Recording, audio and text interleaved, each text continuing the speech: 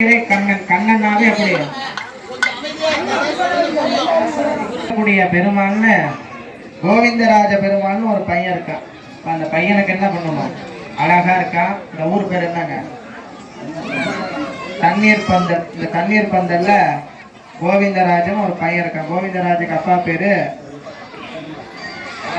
பேரு பெருமாள். எப்படி ராமருக்கு அப்பா பேரு தசரதனோ அது மாதிரி இங்க இருக்கக்கூடிய பெருமாளுக்கு அப்பா பேர் பெருமாள். கோவிந்தராஜ பெருமாளுக்கு அப்பா பேரு பெருமாள். இப்போ அவர் வீட்டில் ஒரு பையன் இருக்கா. இப்போ அந்த பையனுக்கு பொண்ணு பார்க்கணும். சரியா, பொண்ணு பார்த்தா அந்த பையனுக்கு என்ன பண்ணணும், ஒரு கல்யாணம் பண்ணி வைக்கணும். ஏன்னா எப்பவுமே பையனுக்கு ஒரு வயசானதெல்லாம் என்ன பண்ணுவாங்க, முதல்ல கல்யாணம் பார்ப்பாங்க. ஏன் நம்ம இந்து தர்மத்தில் இன்னைக்கு எல்லாரும் ஒரு விஷயத்த தெரிஞ்சுக்கணும். நம்ம இந்து தர்மத்தை நிறைய பேர் என்ன பண்றான், குறையா சொல்றான். கோவில் சிற்பங்கள் எல்லாம் ரொம்ப இதுவா போடுறாங்க. அப்படியெல்லாம் நிறைய பேர் சுட்டுப்பா அப்படின்னும் பொழுது அவனுக்கு கல்யாணம் ஆகணும். அந்த காலங்களில் எல்லாம் பாருங்க இந்த மாதிரிதான் கொண்டு வந்தாங்க. அதே போல ஒரு சுப விசேஷம் நடக்கும் பொழுது அந்த வீட்டுல பாத்தீங்கன்னா மங்கள இசைன்னு சொல்லக்கூடிய ஒரு மங்கள இசைய வைப்பாங்க. மங்கள இசையை வைத்து பூஜை பண்ணுவாங்க. ஏன் பண்ணுவாங்கன்னா இது எல்லாம் நம்ம காதுல கேட்கணும். கேட்டாதான் புண்ணியம். சாமி, நான் இன்னைக்கெல்லாம் கதை கேட்டு நாளைக்கு போய் சீதையோட அப்பா யாருன்னு கேட்கக்கூடாது. அதனால சுவாமிக்கு பண்ணும்பொழுது நம்ம உட்கார்ந்து கேட்கணும். இப்போ உலகத்தையே படைத்து உலகத்தையே ஆளக்கூடிய சுவாமி, சுவாமிக்கு மனுஷரா பிறந்த நம்ம என்ன பண்றோம், இங்க உட்காந்துக்கிட்டு கல்யாணம் பண்றோம். அவருக்கு இந்த வைபவத்தை எல்லாம் பண்றோம். இந்த பாக்கியத்தை எல்லாம் சுவாமி நமக்கு கொடுத்துருக்காருன்னா நம்ம எந்த ஜென்மத்திலையும் பண்ண புண்ணியம். அந்த புண்ணியத்தின் அடிப்படை தான் இன்னைக்கு என்ன பண்றோம், நம்ம இந்த திருக்கல்யாணம். ஏன்னா பூலோக வைபோகம்னு பேரு. சுவாமிக்கு கல்யாணம் பண்ணி பார்க்கும் பொழுது பூலோக வைபோகம்னு பேரு. அதனால இங்க உட்காந்து பேசக்கூடாது. நம்ம மனுஷனுக்கு கல்யாணம் பண்ணாவே நம்ம என்ன பண்றோம், கல்யாணத்துல பட்டெல்லாம் கட்டி கூப்பிட்டு வர்றது 6-7:30 முகூர்த்தத்துக்கு 7 மணிக்கு கூப்பிட்டு வர வேண்டியது. அங்க இருக்கிற ஐயர் என்ன பண்றது, கீழே உட்காந்துட்டு இருக்கிற 4 பேர் கல்யாண வீட்டுக்காரர் கூட சொல்ல மாட்டாங்க. கீழே உட்காந்துக்கிற 4 பேர் சொல்லுவான், ஐயோ ஐயரை டைம் ஆயிடுச்சு, கட்டு கட்டு கட்டு தாலியை கட்டு. உடனே அந்த ஐயர் கொஞ்சம் வெந்து நொந்து எதையோ ஒன்று சொல்லி கட்டுவோம். அப்படி பண்ணக்கூடாது. எப்பயும் பொறுமையா இருக்கும். நீ பொறுமையா இருந்தீன்னா வாழ்க்கை எப்படி இருக்கும், மனம் போல் வாழ்க்கை. நம்ம மனசுக்குள்ளார எந்த விஷயங்களை நினைக்கிறோமோ அது போலதான் நமக்கு வாழ்க்கையை சுவாமி வளமா தருவார். அதனால இப்போ ஒரு கல்யாணம் பண்ணணும்னா முதல்ல பத்திரிக்கை அடிக்கணும்.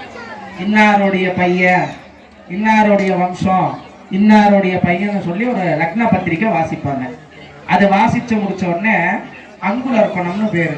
அங்குலர்ப்பணம்னா இப்ப கும்பாபிஷேகத்துல கூட நோட்டீஸ்ல போடும்போது போடுவாங்க, அங்குலர்ப்பணம் ரக்ஷாபந்தனம்னு போடுவாங்க.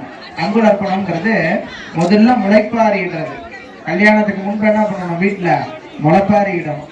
முளைப்பாரி இட்ட உடனே தான் அதுக்கப்புறம் பையனுக்கும் பொண்ணுக்கும் ரக்ஷாபந்தனம், இந்த கல்யாணத்தை ஊர்ஜிதப்படுத்தி ரக்ஷாபந்தனம் கட்டுறது. அதுக்கப்புறம் தான் நம்ம என்ன பண்றோம், ரக்ஷாபந்தனம் கட்டி முடிச்ச உடனே தாலி உடுக்கும் நிகழ்ச்சி. தாலியை கொண்டு போய் ஒரு ஆச்சரியரை வச்சு முதல்ல உட்காந்து தாலி உடுக்குவாங்க. அதுக்கப்புறம் தான் அரிசி வச்சிருக்கக்கூடிய நெல்லெல்லாம் இடிச்சு வேக வச்சு குத்தி காய வச்சு சாதமாக்கி அடுத்துதான் என்ன பண்ணுவாங்க, திருமணம். அதுக்காக தான் சொன்னாங்க கல்யாணத்தை பண்ணி பாருங்க எவ்வளவு கஷ்டம் இருக்குதுன்னு சொல்லி. ஏன்னா இந்த 10 நிமிஷம் 10 நிமிஷம் தான். இப்போ கும்பாபிஷேகம் கூட பார்த்தீங்கன்னா கும்பலக்னத்துல மேலே கும்பலக்னத்துல கும்பாபிஷேகம்னா அந்த கும்பலக்னம்ன்றது 10-10 வருதுன்னா அந்த 10-10க்காக தான் நம்ம என்ன பண்றோம், அவ்வளோ லைட்டு போடுறோம், அவ்வளோ வேதங்கள் சொல்றோம், அவ்வளோ பூஜையெல்லாம் பண்றோம். எதுக்காக, அந்த 10 நிமிஷம் அந்த சுவாமி மேல ஊற்றக்கூடிய தீர்த்தத்துக்கு தான். அது போலதான் கல்யாணம் கூட. முதல்ல ஒரு பெண் குழந்தை பிறந்தாருன்னா அந்த குழந்தைக்கு பாருங்க எத்தனை பாக்கியத்தை சுவாமி கொடுத்துருக்காருன்னா, முதல்ல அந்த குழந்தை பிறந்த உடனே சொல்றோம், என்ன சொல்றோம், அழகா ஒரு பெண் குழந்தை பிறந்த உடனே அந்த அப்பா சொல்லுவார், எனக்கு ஒரு பாலகி பிறந்திருக்கா, ஒரு சின்ன குழந்தை. அதுக்குதான் பாலா திருபுர சுந்தரின்னு பேரு. குழந்தையா இருப்பா. அவ கொஞ்சம் நல்லா வளரும் பொழுது ஒரு 16 வயசு வந்த உடனே சொல்லுவாங்க, என் மகள் குமரியாக இருக்கிறா. பொண்ணுக்கு பேர் என்னப்பா, என் பொண்ணு குமரியா இருக்கிறாப்பா, பெரிய பொண்ணு ஆயிட்டா அப்படின்னு சொல்றோம். அவளுக்கு திருமணம் ஆகும் பொழுது என் பொண்ணை நான் என்ன பண்ணி கொடுக்குறேன், கன்னிகா தானம் பண்ணி கொடுக்குறேன். இதெல்லாம் கல்யாணத்துல எல்லாம் பார்க்கணும். கல்யாணத்துல ஒரு தேங்காய் கொடுத்து கொஞ்சோண்டு அப்பா அம்மா கிட்ட இருந்து அந்த பாலை விடுவாங்க. மேல பால் விட்டு இன்னாருக்கு இன்னார் கல்யாணம் பண்ணுறோம். இப்போ நம்ம கவுண்டருக்கு சமூகம் இல்லை கிராமத்துல எல்லாம் பார்த்தீங்கன்னா ஒரு சில வழக்கம் வச்சுருக்கிறோம். உப்பு மாற்றுறோம், உப்பை கையில் கொடுத்து மாற்றிக்கிறோம், இதெல்லாம் கிராம வழக்கம். ஆனால் அகமப்படி பார்த்தீங்கன்னா பாலை கொண்டு தான் இந்த பையனுக்கு இந்த பெண்ணை நான் என்ன பண்ணி தரேன், கன்னிகா தானம் செய்து கொடுக்குறேன்னு அந்த பாலை விடணும். அதே போல நிறைய கல்யாணத்தில் சண்டை அடிப்பீங்க, இதெல்லாம் தெரிஞ்சுக்கணும். பாத பூஜை பையனுக்கு தான் மச்சான் பண்ணணும். ஏன் மச்சான் பண்ணுறாருன்னா, முதல்ல மாப்பிள்ளை வந்து பொண்ணு வேண்டான்னு சொல்றாரு, நீங்க கல்யாணமே வேண்டாம், நான் என்ன பண்றேன் யாத்திரை போறேன் அப்படின்னு. ஏன்னா ஒத்த பிராமணன் பேர், ஒரே பூணூல் போட்டிருப்பாரா முதல்ல மாப்பிள்ளை. அவர் என்ன பண்ணுவாரு, ஒரு பாலி குங்க வச்சுக்கிட்டு யாத்திரை போவார். அப்ப அவர் போய் மச்சான் போய் கூப்பிடுவார், வேண்டாம் எங்க வீட்டுல பொண்ணு இருக்கு, என் தங்க இருக்கா, நான் உனக்கு தரேன் அப்படின்னு சொல்லி அதற்காக தான் அவ பாத பூஜை பண்ணி மாப்பிள்ளையோட காலில் மெட்டி போடுவாங்க. ஏன் மாப்பிள்ளை காலில் மெட்டி போடுறாங்கன்னா, ஆண்கள் தலை நிமிர்ந்து நடக்கக்கூடியது, அதனால பெண் தலை குனிஞ்சு நடப்பாளாம். அவன் உடனே அவன் காலை எந்த பெண் ஆணோட காலை பார்த்தாலும் அந்த மெட்டி இருக்கும் பொழுது அவனுக்கு கல்யாணம் ஆயிடுச்சுன்னு தெரியல. பெண்களுக்கு அதுக்காக தான் கழுத்துல மங்கள கயிறுன்னு சொல்லக்கூடிய மாங்கல்யத்தை பிடிக்கும். மாங்கல்யம் போடும்போது ஆம்பளை நிமிர்ந்து நடக்கிறவன் அந்த பெண்ணை பார்த்த உடனே தெரிஞ்சுப்பான் இவளுக்கு கல்யாணம் ஆயிடுச்சு அப்படின்னு சொல்லி. அதற்காக தான் பெண்கள் 2 வடுகம் பிரிச்சு என்ன பண்றீங்க, மத்தியில குங்குமம் வைக்கிற வழக்கமா, மஞ்ச புடவை பேசாதமா மஞ்சள் பொழுது தன்னுடைய தாய் தந்தை தான் பாத பூஜை யார் பண்ணணும், அவங்க அப்பா அம்மா தான் பண்ணுவோம். நிறைய பேர் என்ன பண்ணுவோம், அதெல்லாம் இல்ல நாத்தனார் பண்ணுவோம், அதுக்கு ஐயர்கிட்ட ஒரு 4 சண்டை போடுறது. ஏன்னா பெண் வந்து முதல்ல எப்படி இருக்கலாம், கன்னிகையா இருக்கிறான். அவ திருமணம் ஆகாதுக்கு முன்னாடி அவங்க வீட்டுக்கு அவதான் சாமி. உங்க அப்பா அம்மா எல்லாம் உங்களை கொஞ்சம் போது என்ன சொல்லுவாங்க, ஷேட்டு தங்கம் அப்படிதானே கொஞ்சம். ஆம்பளை பசங்கன்னா கொஞ்சம் திட்டுவாங்க, பொம்பளை பிள்ளையா இருந்தா கொஞ்சம் வசத்தியமா சொல்லுவாங்க. ஏன்னா அவதான் அவங்க வீட்டுக்கு மகாலட்சுமி. அப்ப அவ குழந்தையா இருக்கிறா இல்லையா, அப்ப அவளை இவங்க இன்னாரோட சேர்த்து வைக்க போறோன்றதுக்கு இந்த மாங்கல்யம் பண்றதுக்கு முன்னாடி பாதத்தை கலவரும். அதே போலதான் இப்பொழுது பாத்தீங்கன்னா ஒரு பையன் இருக்கான், இந்த பையனுக்கு ஒரு பொண்ணு பார்க்க போறோம். யாரு வீட்டுக்கு போக போறோம்னா, கணபதினு ஒரு அண்ணன் வீட்டுல அழகா ஒரு பொண்ணு இருக்கா. இப்ப அந்த சீதா மாதிரி இருக்கா பொண்ணு. எப்படி இருக்கா, சீதா மாதிரி நல்லா அழகா பவ்யமா அமைதியா இருப்பா. ஏன்னா அழகான மேனியோட இருக்கக்கூடியவள் சீதை. அதனால சீதையை பொண்ணு கேட்கக்கூடிய நிகழ்வானது நடக்குது. சரிங்களா, அப்ப கணபதியான வீட்டுல ஒரு பொண்ணு இருக்குது. இப்ப நம்ம எப்படி போய் கேட்கணும், பொண்ணு இருக்கான்னு கேட்கணும்ல, மாமா பொண்ணு இருக்குதாம என்ன தரீங்களா என்னன்னு. அந்த கேட்கக்கூடிய நிகழ்வானது நடைபெறுகிறது.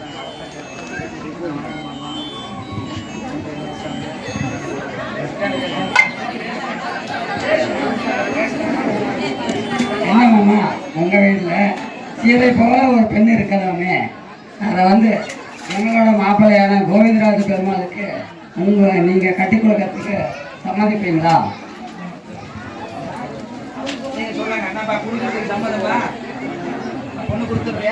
சம்மதம். பையன் கொஞ்சம் கருப்பா இருப்பாரு, அது கொஞ்சம் என்ன மாதிரி இருப்பாரு கேட்கணும். அவரு தொழில் பாத்தீங்கன்னா பையன் வேலை வெட்டியெல்லாம் இல்லை, இந்த மாடு வீடு 6 வீடு இருந்தா மேய்ச்சிக்கிட்டு ஏதோ வெண்ணெய் திருடி சாப்பிட்டு இப்படிதான் இருப்பார். ஓகேன்னா சொல்லு, கேட்டுக்கிடுவோம், சரி கொடுத்துடலாம். எப்படி இருந்தாலும் சரி, அந்த பையன் கருப்பாரு. வரதட்சணை ஏதாவது வேணுமா? இப்பெல்லாம் கேஸ் ஆகிட பக்கம் நீங்க. சரி, அப்ப பொண்ணு பிடிச்சிருக்கு, மாப்பிள்ளை பிடிச்சிருக்கு. சரிங்களா, அப்ப நம்ம ஊர்ல ஒரு கவுண்டர் இருப்பாரு, அவரை முன்னாடி வச்சு பண்றோம். சரிங்களா, அப்ப அண்ணனுக்கு சொல்லி வாதிட்ட வாசிக்க சொல்லிடலாம். சரி அண்ணா, அவரை மங்கள அண்ணா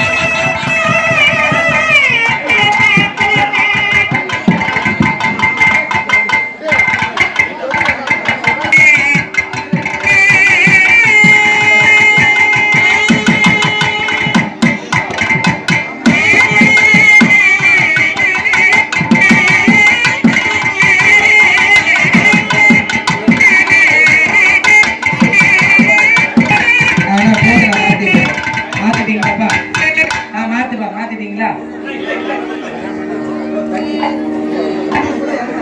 பொண்ணு தண்ணி விடுவோம்.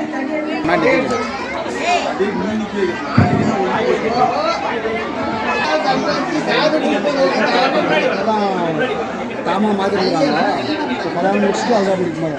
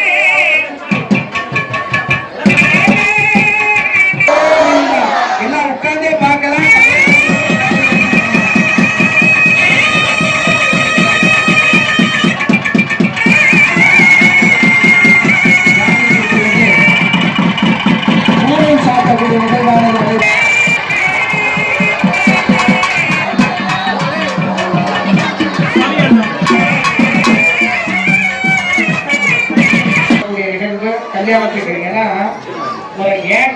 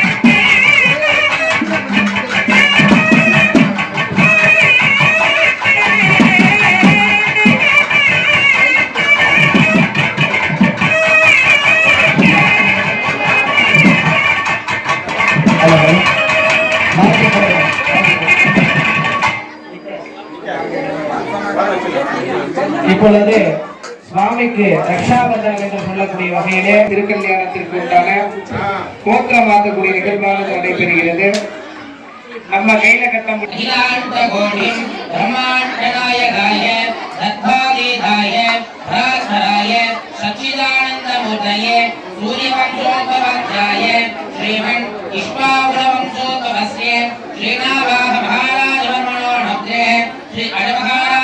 श्री दशरथ महाराज वर्मण पुत्राय श्री रामचंद्रार्मणे साक्षात् श्रीमन्नारायण स्वरूपाय वराय सत्यं देवादर्शे दक्षाय सीता लक्ष्मणाय कालसाम्राज्याय नमो नमः गोविंद नाम संकीर्तनं गोविंदा गोविंदा हरि सीता देवी का प्रवर्तन சொல்லப்படுகிறது.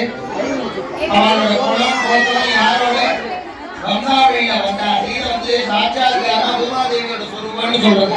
வேதமே சொல்றது எதிர்வேத சாஹாத்யாயினி ஆங்கீரசாயாசி கௌதமத்ரயே த்ரஷ்யாம் பரமான்கிதே கௌதம கோத்ரோத்பவ சதுர்த்த சம்பனாதீஸ்வரி சந்திரவம்சப்ததீபிகா நித்யவம்சோத்வஸ்ய ஸ்ரோமரோமா மகாராஜ வர்மணோ நத்ரி ஸ்ரீ அரஸ்வத மகாராஜ வர்மணோ பௌத்ரி ஸ்ரீ ஜனகவதாராஜ வர்மணோ புத்ரி சங்கல்பதனயா பூயா மௌலிதானாமி சாட்சாத் ஸ்ரீ லக்ஷ்மீ சுர்வணி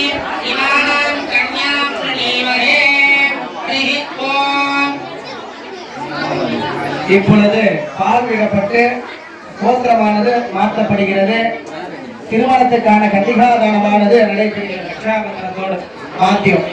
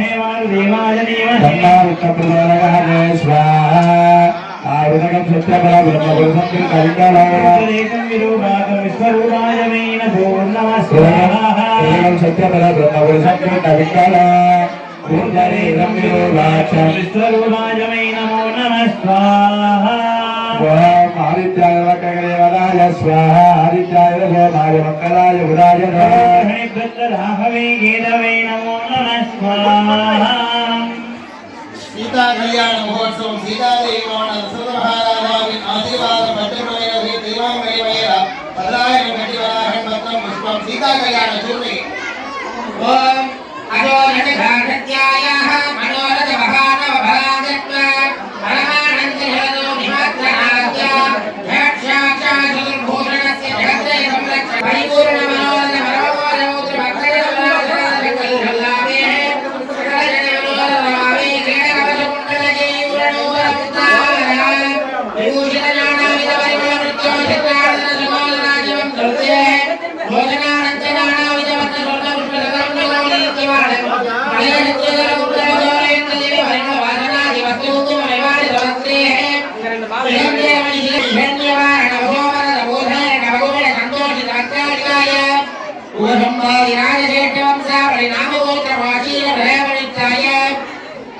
वशिष्ठ वामदेव विश्वामित्र षडगणन्दाय वेदसंदेशाय विवाद वेदिकामत्ये सदा विवेद संबंध भैरंगवे अप्रमजिष्णुवादित्यान अष्टावधिकरणनित्यजनाय पुत्रगणदिग्गजगुणान्त विहित विद्यागुणरहंतर दुरान्तवस्य समस्त प्रसादमत्मोहरत्याय निरन्तर प्रसादमहात्राय शंकरानन्दमे वृन्दावनहरवाणवन्दारबहुगणन्दावनदौतुर निर्देशगणदनन्दिराज गणगमय मण्डपं கலிவேசிவா கல்யாண மண்டபத்துக்கு வந்துட்டு இருக்காங்க.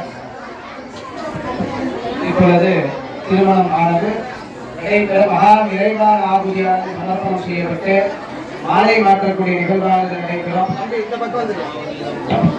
மாலை மாற்றக்கூடிய நிகழ்வானது அதை தொடர்ந்து நடைபெறும். இப்பொழுது சுவாமி எப்படி வர்றாருன்னா, சுவாமி வர்றதுக்கே மன்னர் வந்து அரண்மனையை விட்டு வெளியே வர்றாருனாவே ஒரு நடப்பு வாசிப்பாங்க. அந்த நடப்பை வைத்து இன்னைக்கு மன்னர் வந்து இந்த இடத்துக்கு வராரு, தர்பாருக்கு இந்த இடத்துக்கு வராரு அப்படின்னு நம்ம தெரிஞ்சுக்கலாம். அதுபோல இப்பொழுது சுவாமிக்கு உண்டான நடப்பு என்று சொல்லக்கூடிய வகையிலே சுவாமி வந்து இப்ப தர்பாருக்கு வந்து கொண்டிருக்கிறார். அதற்கு உண்டான நடப்பானது வாசிக்கப்படுகிறது. நான் நாத சொல்றேன் வாசிக்கிறேன்.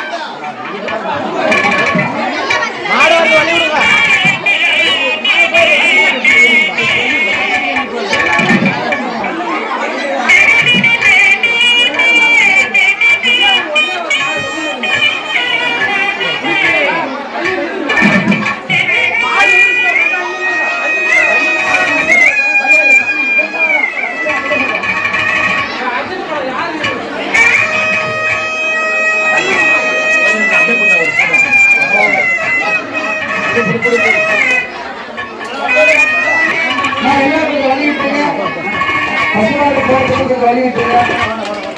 கோவிந்தா